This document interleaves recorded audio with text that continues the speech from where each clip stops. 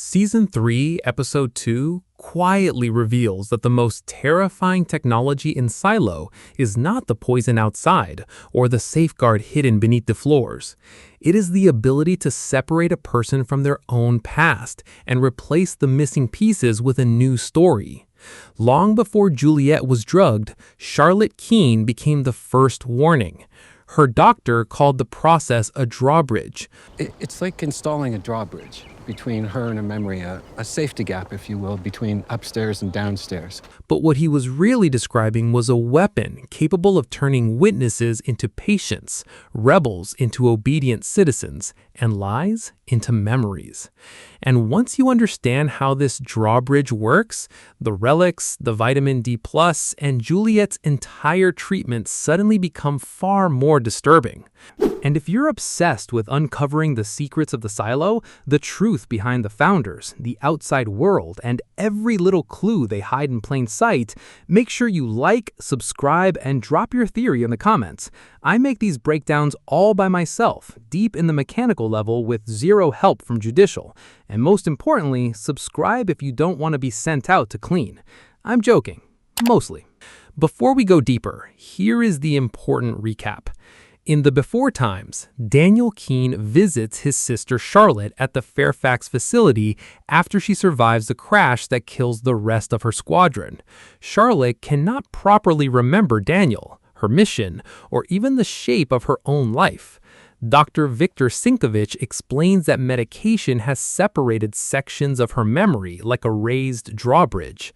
The bridge can supposedly be lowered later, allowing selected memories to return, while other experiences remain buried. Meanwhile, Helen Drew suspects Charlotte's treatment is silencing the only surviving witness to a secret military operation. In Silo 18, Juliette is undergoing almost the same process. Her memories are being suppressed while Camille feeds her a manufactured version of her past. The episode shows us the birth of the weapon and its perfected form at the same time. The first sign that something is deeply wrong comes from one small heartbreaking moment. Daniel tries to reach Charlotte through photographs and stories from childhood. Instead of recognizing him, she calls him Donald. For book readers, that name carries weight because Donald Keene is central to Hugh Howey's Shift.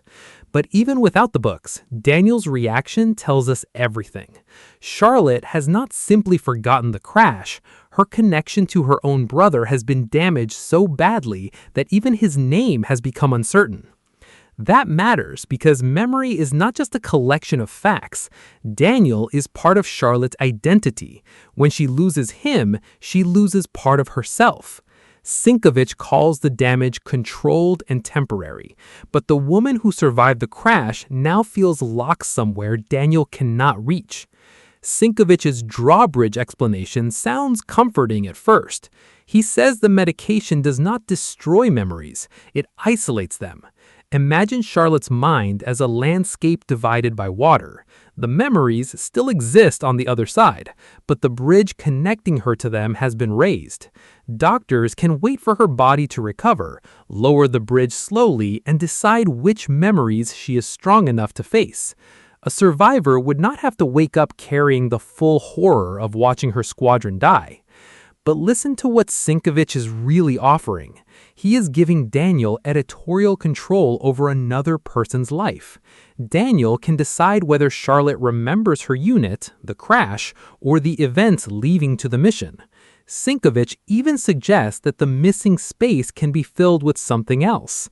He speaks as though truth is simply another medical burden, something that can be adjusted or removed for the patient's comfort. That is where mercy becomes manipulation. The moment someone else controls the bridge, Charlotte no longer controls her own history. Crnkovich may genuinely believe he is helping her, which makes him more disturbing, not less. He behaves like a calm, thoughtful professional. Silo has always understood that the strongest systems of control do not announce themselves as evil. They present themselves as protection. The political usefulness of Charlotte's condition is impossible to ignore. She is the sole survivor of a mission surrounded by suspicious details. Her squadron was sent toward Iran following the radiological attack. Their aircraft used older analog systems. A strange cloud or substance appeared during the operation, and the mission may not match the public explanation for the conflict. Whatever Charlotte witnessed could connect the attack, the military response, and the people preparing the silo project. If Charlotte remembers, she is not only a traumatized pilot, she is a witness. She can question the official account, identify who gave the orders, and describe what her squadron encountered. If her memories remain inaccessible, the government does not need to discredit her. It can simply treat her. A witness who speaks is a problem. A witness diagnosed as confused is easy to contain. Helen Drew recognizes this before Daniel is willing to accept it. Her approach is reckless because she pushes Charlotte toward memories that trigger a panic attack. The episode does not pretend Helen's method is harmless, but her suspicion is correct. Charlotte's distress is being used as evidence that she should not be trusted with her own memories. Every time she panics, the facility gains another reason to keep the drawbridge raised. Crnkovich also tells Daniel that photographs, familiar objects, and repeated stories can guide Charlotte's mind back toward particular connections. On the surface, this gives Daniel hope. He can bring pieces of her old life into the room and help her find herself. But the same method can be reversed. If Charlotte cannot remember the original story, whoever rebuilds it holds enormous power. A photograph can be explained honestly, or given a false context. Repetition can help someone recover the truth, but it can also make a lie feel familiar. Once familiarity is mistaken for memory, the false story becomes part of the person. This is why Crnkovich's statement about storytelling being humanity's great power is so important. Stories preserve identity, culture, love, and history. But stories can also become tools of government. Whoever controls the story controls the meaning of the evidence. Whoever controls memory does not need to destroy every artifact. They can simply teach people what those artifacts are supposed to mean. You'll need artifacts to bring back the old memories, objects from her life. That brings us directly to Juliette. The episode is not cutting between Charlotte and Juliette merely because both women have memory problems. It is showing the development of the same process. Charlotte is the early medical experiment. Juliette is the finished political product. Camille and Nurse Amy are suppressing the parts of Juliette's identity that threaten the system, especially what she learned in Silo 17 about the other silos and the safeguard. Camille then begins rebuilding her. She tells Juliette who she supposedly was, what happened outside, and why she should trust the people around her. The algorithm supplies the official narrative, Camille plays the caretaker, and the medication prevents Juliette from comparing that story with her real experience. It is Crnkovich's method perfected. Raise the bridge, isolate the dangerous memory, and fill the silence with a safer story. Yet Juliette's resistance proves that memory is not as simple as Crnkovich suggests. Her past returns through flashes, instincts, emotional reactions, and objects. She may not consciously remember everything Walker did for her, but she understands that Walker once risked her life to save her. She may not remember every detail about Lucas Kyle, yet hearing his name creates movement inside her. The truth survives not only as information, but as feeling. That is why relics suddenly matter more than ever. Since Season 1, the Silo's rulers have treated objects from the old world as dangerous. The duck Pez dispensers seemed harmless, yet Judicial pursued relics like weapons. Episode 2 gives us a stronger explanation. Relics are not dangerous only because they prove the official history is false. They may reopen mental pathways that the system deliberately closed. A photograph, toy, book, recording, badge, or familiar tool can become a bridge. The founders, therefore, needed more than a population that forgot.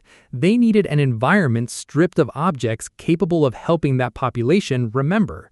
Destroying history was not only about hiding information, it was about preventing recovery. This also explains why silo culture depends on repetition. The pact, the founders, the cleaning ritual, and the official story of the outside are repeated until they begin to feel like inherited memory. The full reset protocol takes this idea to its most horrifying conclusion. The algorithm reveals that several silos have already undergone resets, including Silo 18 in the past. The barrels marked vitamin D+ suggest that memory-altering substances can be distributed across an entire population. Crnkovich's treatment room has become industrialized.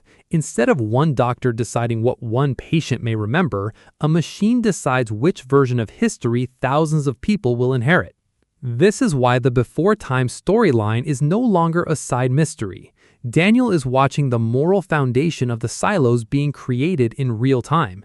He is being taught that unbearable truth can be removed, identity can be rebuilt through storytelling, and control can be described as compassion.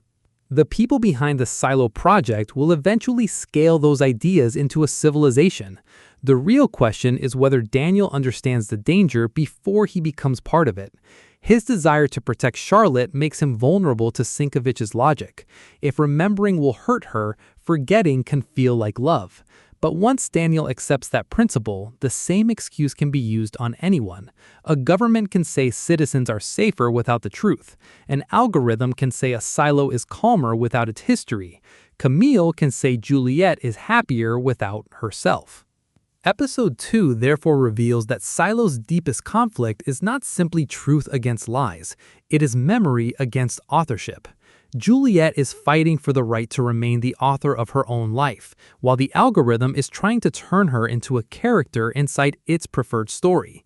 Charlotte is trapped in the same battle centuries earlier, unable to know whether the people around her are restoring her identity or replacing it. The drawbridge is the perfect metaphor, because bridges work in both directions. They can be raised to isolate, but they can also be lowered to reconnect. Juliette's memories may not be gone. Charlotte's truth may still be waiting behind the gap. Every artifact, emotional bond, and contradiction could help lower that bridge again. And that may be the system's greatest mistake. It understands memory as data that can be separated and rewritten. But identity is messier than data. It survives in muscle memory, grief, love, suspicion, and the strange feeling that a familiar story is somehow wrong. Juliette may not remember the entire truth yet, but the old Juliette is still present, pushing against the narrative built around her. By revealing where memory suppression began, Silo may have also revealed how it can be defeated. The storytelling used to manufacture obedience can restore the truth. The relics banned by the founders can reconnect people to the past. And the drawbridge raised to imprison Juliette and Charlotte may eventually come crashing down, releasing everything the system tried to bury.